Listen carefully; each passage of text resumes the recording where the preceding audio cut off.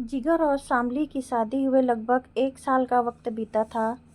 जिगर और शामली जिगर के माता पिता केदार जी और मधुबाला जी के साथ रहते थे और सारा कुछ माता पिता का ही था। जैसा कि सामान्यतः हर घर में होता है, माता पिता और बेटा बहू की आपस में नहीं बनती और दोनों को लगता कि हम इनके साथ खड़े हैं, इसलिए यह अपना जीवन आराम से चला पा रहा है, जबकि ऐसा कुछ नहीं होता। जीवन को सुचारू रूप से चलाने के लिए दोनों को कुछ समझौते करने पड़ते हैं। ऐसा ही कुछ हो रहा था जिगर और शामली का।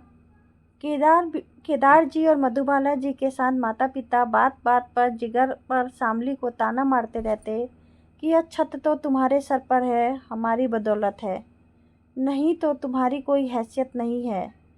उधर शामली और जिगर का लगता था कि वह दोनों उस घर के इकलौते बेटे बहू हैं, तो केदार जी और मधुबाला जी का बुढ़ापे में इनके अलावा कोई सहारा नहीं है, तो उन्हें उनके साथ एडजस्ट करना चलना चाहिए, ना कि उन्हें ताने मारने चाहिए। सच्चाई यह थी कि ना ही बेटा बहू और ना ही माता पिता कोई भी समझौता करना चाहते थे। दोनों अपनी ही अकड़ में थे, जिसका परिणाम यह निकला कि जिगर और शामली ने अलग किराए का घर लेने का फैसला किया। जिगर की अभी इतनी हैसियत नहीं थी कि वह घर खरीद सकता था, इसलिए वह किराए के घर में शिफ्ट हो गया। जिगर और शामली के चले जाने से केदार जी और मधुबाला जी के मन में भी हमेशा डर लगता कि अगर कभी रात बिरात उन्हें कुछ आवश्यकता पड़ी तो अभी जिगर और शामली घर में भी नहीं है, फिर उनका क्या होगा। पर अपनी अकड़ में वह कुछ भी समझौता करने को तैयार नहीं थे। उधर जिगर और शामली भी माँ बाप से अलग होकर खुश तो नहीं थे, क्योंकि जब वह माँ बाप के साथ रहते थे तो उन्हें किसी बात की फिक्र नहीं रहती थी।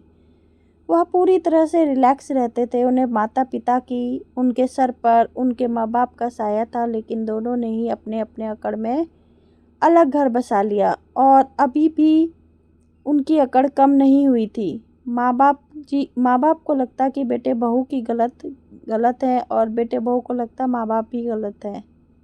गलती दोनों तरफ से बराबर होती थी, क्योंकि किसी से कोई कम नहीं था और यही सच था जिसे कोई स्वीकार नहीं कर रहा था। खैर, दिन ऐसे ही बीतने लगे और दोनों ही एक दूसरे के बिना रहने की आदत डालने लगे।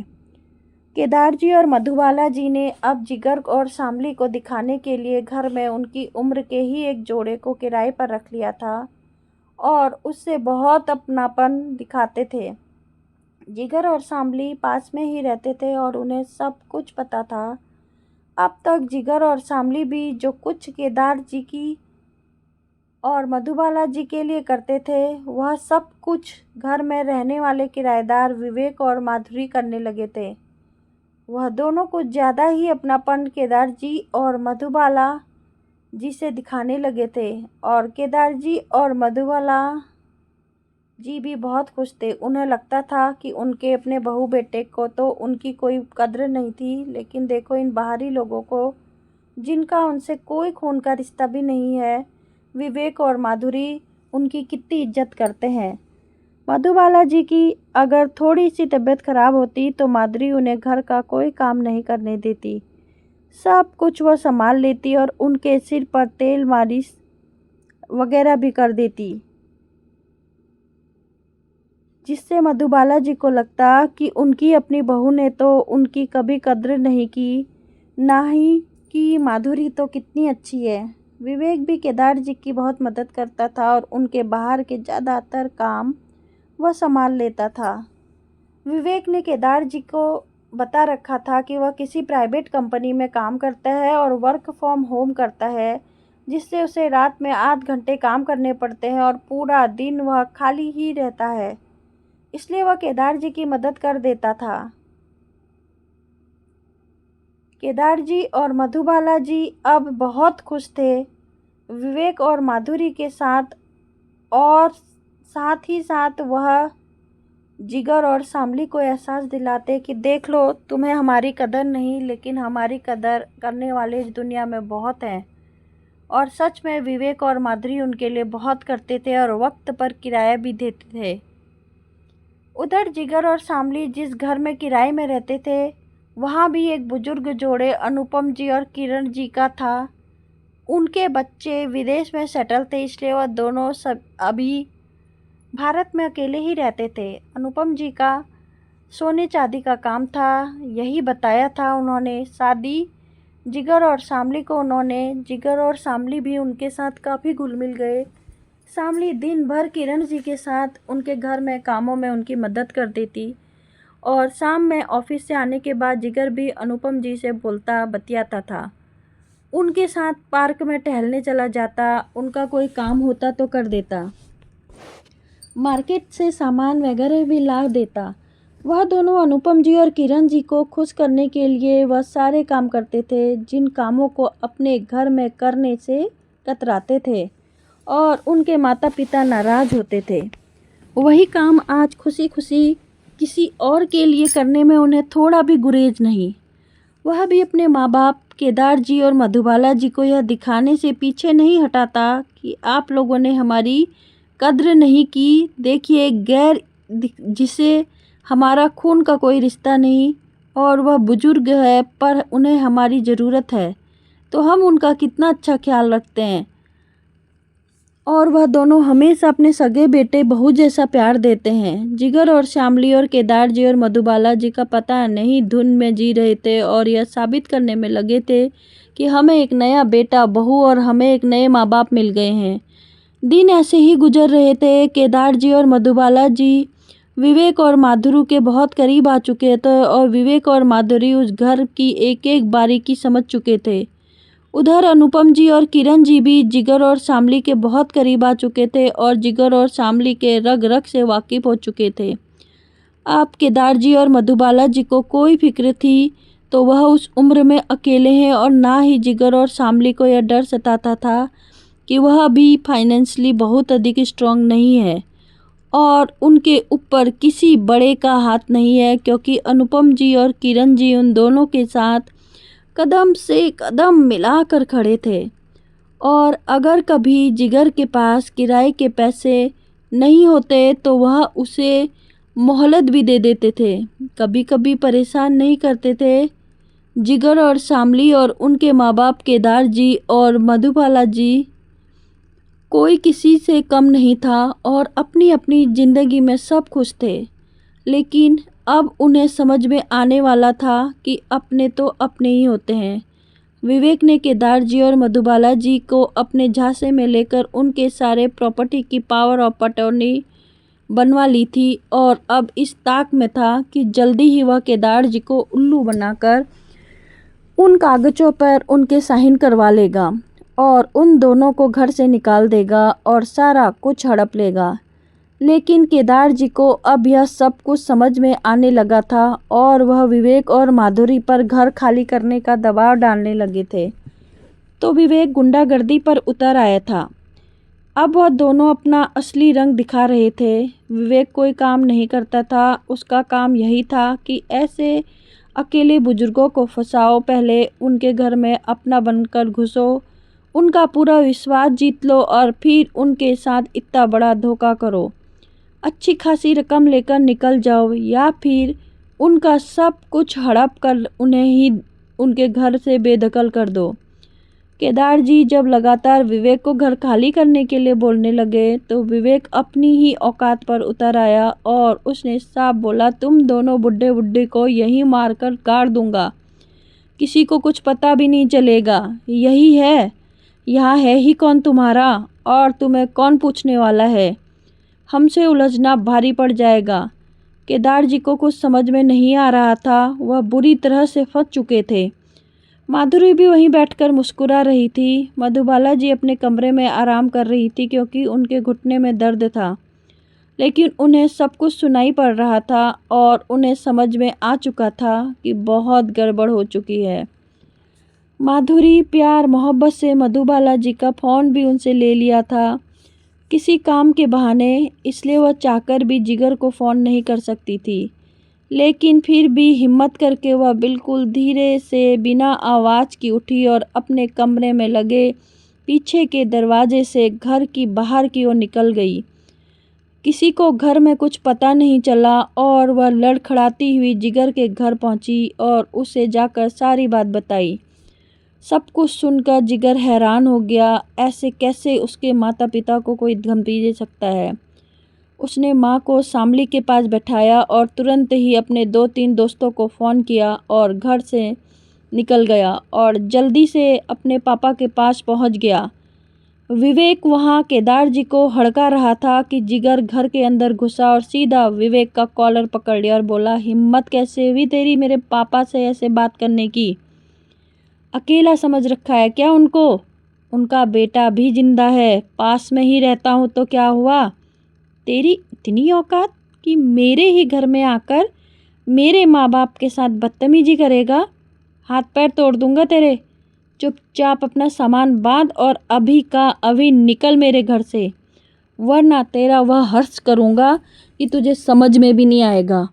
कि अब तक उसके 2-3 दोस्त भी घर में आ चुके थे। केदार जी बोल रहे थे, जिगर ऐसा मत कर, पुलिस को बुलाते हैं। जिगर ने बोला, अरे पुलिस को बुलाकर क्या करना है पापा? वह इसे जेल में डालेंगे और अगले दिन यह जमानत पर बाहर निकल आएगा। इसे तो अभी हम ठीक कर देंगे। अगर अब यह इस एरिया में कहीं दिख गया ना तो इसका जो हाल होगा इसने सपने में भी नहीं सोचा होगा। अकेला समझ रखा है मेरे माँ बाप को। जिगर के सारे दोस्त हाथ में हॉकी लेकर आए थे, जिसे देखकर विवेक और माधुरी की हालत खराब हो गई थी। वह लोग आगे बढ़ने लगे तो विवेक ने उनके हाथ जोड़ दिए और बोला, मैं अभी अपना सामान सारा लेकर इस घर से निकल जाता हूँ, बल्कि इस मोहल्ले से ही निकल जाता हूँ। अपनी शक्ल कभी नहीं दिखाऊंगा। और वह दोनों जल्दी जल्दी अपना सामान बांटने लगे। और जिगर ने चिल्लाकर बोला, भूलना मत मेरे माँ पापा अकेले नहीं हैं, उनके बेटे बहू हैं, समझे? आज केदार जी को अपनी गलती का एहसास हो रहा था कि उन्होंने अपनों से ज़्यादा दूसरे पर भरोसा किया। जो समझौते वह अपने के साथ नहीं कर पाए, वही समझौते वह दोनों मियाँ बीबी दूसरे के साथ करके उन्हें खुश कर रहे थे। और आज उसका परिणाम उन्हें मिल चुका था। उन्होंने जिगर को गले से लगा लिया और विवेक और माधुरी को घर से बाहर निकलने के बाद जिगर केदार जी को लेकर अपने किराए के घर पर पहुंचा, क्योंकि उसकी मम्मी मधुबाला जी वहीं पर थी। और केदार जी और मधुबाला जी जिगर और शामली से बोल रहे थे, चलो अब अपने घर में, कोई ज़रूरत नहीं है तुम्हें किराए के घर में रहने की। तभी मधुबाला जी की नज़र शामली के कान के झुमकों पर पड़ी। मधुबाला जी ने काफ़ी गहने बनवा रखे थे और सोने की परख में काफ़ी माहिर थी। झुमकों को देखते ही उन्हें समझ में आ गया कि वह सोने के नहीं है। उन्होंने शामली से पूछा कि यह झुमका उसने कब लिया।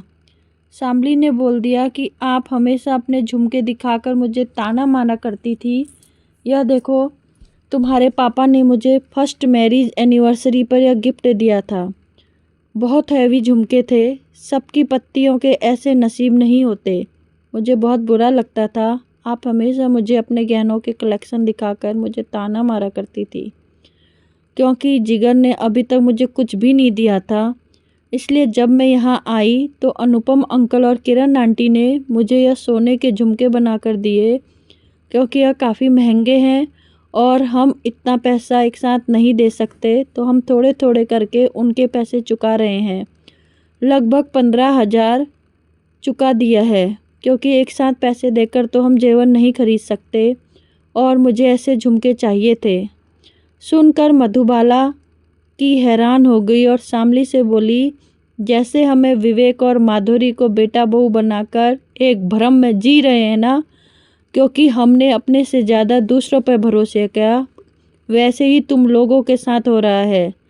जैसे हमें नया बेटा बहू मिल गए थे, तुम्हें भी नए माँ बाप मिल गए हैं और वह दोनों भी तुम्हारे साथ वही खेल कर रहे हैं। यह सोने के झुमके नकली हैं और तुमने इनके लिए 15,000 दे दिए हैं, यह 1500 के भी नहीं हैं। तुम्हें उल्लू बनाया जा रहा है। सुनकर शामली और जिगर हैरान रह गए। मधुबाला जी और केदार जी की आवाज़ सुनकर किरण और अनुपम जी भी वहाँ पर आ गए और मधुबाला जी ने बहुत ज़ोर से बोला, सोने चांदी की परख बहुत अच्छी है मुझे, और मैं देखकर बता रही हूँ कि यह झुमके सोने के नहीं है, जिसके 15,000 आपने मेरी बहू को उल्लू बनाकर वसूल किए हैं, और अभी पता नहीं कितना और वसूलते उन्हें उल्लू बनाकर, क्योंकि इन लोगों ने खुद से अभी तक कोई सोना चांदी खरीदा नहीं है, तो इन्हें इसका ज्ञान भी नहीं है। अपनों से ज़्यादा इन्हें भी दूसरों पर भरोसा था ना, तो उसी की सज़ा तो मिलनी ही थी जैसे हमें मिली। अनुपम जी और किरण जी चुपचाप खड़े थे, क्योंकि उनकी पोल पट्टी खुल चुकी थी। तब तक केदार जी को कुछ याद आया और उन्होंने बोला, आप वही अनुपम जी हो ना, जिन्हें आज से 15 साल पहले नकली सोना बेचने के जुर्म में गिरफ्तार किया गया था। बहुत अच्छे से याद है मुझे। अनुपम जी और किरण जी के पास कोई जवाब नहीं था, लेकिन जिगर और शामली समझ चुके थे कि वह दोनों उनके द्वारा ठगे जा रहे हैं, और साथ ही साथ वह दोनों उनके घर का सारा काम भी संभालते थे। वह सारे काम जो वह अपने घर में बिल्कुल नहीं करना चाहते थे। महीने का आखिरी चल रहा था, जिगर को किराया देना था। जिगर ने बोला, 15,000 रुपये जो आपने हमें उल्लू बनाकर कमाए हैं ना, वही आपके इस महीने का किराया है। यह लीजिए अपने नकली झुमके, कहकर जिगर शामली से झुमके मांगे, और शामली ने अपने कानों से उतार कर वह झुमके उन्हें दे दिए। और उसी दिन जिगर और शामली घर खाली करके अपने घर में वापस आ गए, क्योंकि अब माँ बाप और बेटा बहू दोनों को पता चल चुका था कि अपने तो अपने ही होते हैं, और अपनों के साथ समझौता करके रहने में ही भलाई है, ना कि गैरों को अपना बनाने में भलाई है, क्योंकि वक्त पर अपने ही काम आते हैं। अब केदार जी और मधुबाला जी ने बात बात पर जिगर और शामली को टोकना बंद कर दिया था, और मधुबाला जी भी अब शामली के आगे अपने पैसों का दिखावा बिल्कुल नहीं करती थी।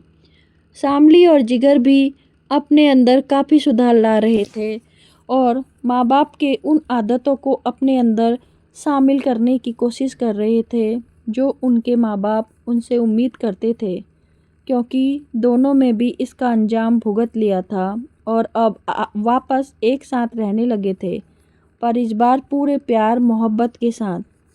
अगर किसी बात पर कोई टकराव होता भी था तो खुले तौर पर उस विषय पर विचार विमर्श करके उस समस्या का वहीं पर समाधान निकाल लिया जाता था।